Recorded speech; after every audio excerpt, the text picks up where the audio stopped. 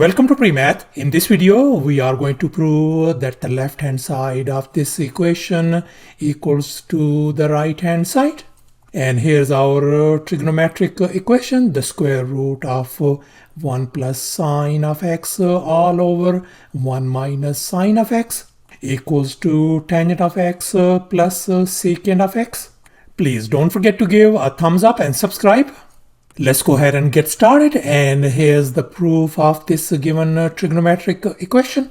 And since our task is to make sure that the left hand side is equal to the right hand side, so this part, the left hand side, we're gonna call it LHS, left hand side, whereas the right hand side of this equation, I'm going to call it simply the right hand side, or HS. So therefore we are going to start off with the left hand side. So let me write down LHS, and we are going to manipulate this left hand side until we get tangent of x plus secant of x. And now we are going to focus on the radicand of this left hand side, and here I have copied it down.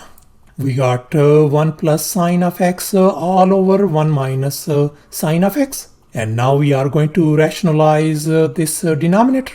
So therefore we are going to multiply and divide by the conjugate of this denominator. So the conjugate is going to be simply 1 plus sine of x all over, same thing I'm going to write down, 1 plus sine of x once again. And now I'm going to multiply out these numerators, and likewise I'm going to multiply out these denominators as well. And now let's focus on this numerator part. We got 1 plus sine of x times 1 plus sine of x. That is going to give us simply 1 plus sine of x whole square. And likewise, we are going to focus on this denominator part. We got 1 minus sine of x, and the other part is 1 plus sine of x. And now let's recall this famous identity. A minus b times a plus b is going to be equal to a square minus b square. In other words, the product of the difference and the sum is always the difference of these two squares. And here we got the difference, and here's the sum. If I call this part A, this part B, likewise this part A and this part B, then this whole thing at the denominator could be written as 1 square minus sine square of x. And now we know that 1 square is simply 1. So therefore this is going to give us 1 minus sine square of x.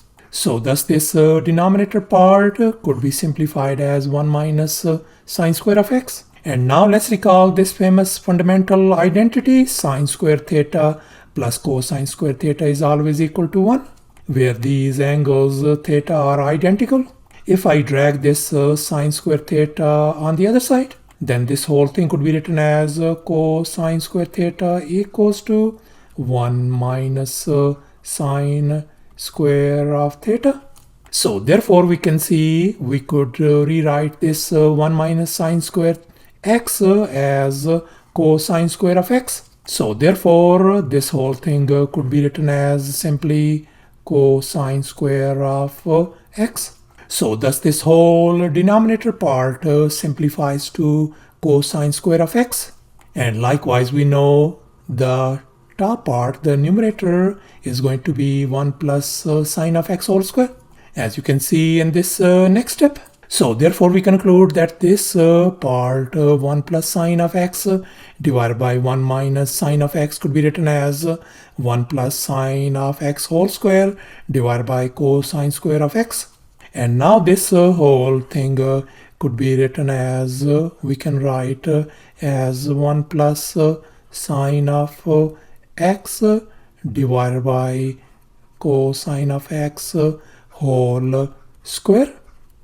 So thus we figured out 1 plus sine x divided by 1 minus sine x equals to 1 plus sine of x divided by cosine of x whole square. So therefore this radicand part could be replaced with 1 plus sine of x all over cosine of x whole square.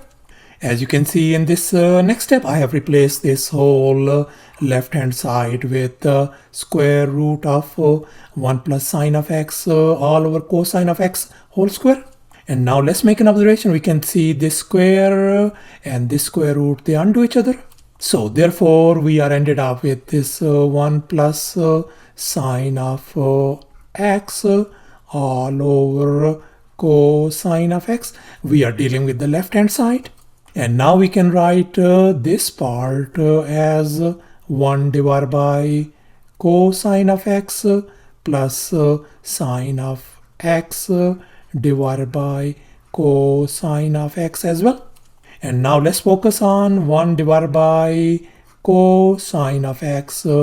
This is equal to the secant of x, and likewise sine of x divided by cosine of x could be written as simply tangent of x. So therefore 1 divided by cosine of x could be written as secant of x, then plus this part could be written as tangent of x. And now this whole thing could be written as the other way around, tangent of x plus secant of x. It doesn't make any difference whatsoever. And now we can see this whole thing is same as this right hand side. So thus we started off with the left hand side until we have proven that this left hand side is indeed equal to the right hand side. And that's our proof. Thanks for watching, and please don't forget to subscribe to my channel for more exciting videos. Bye.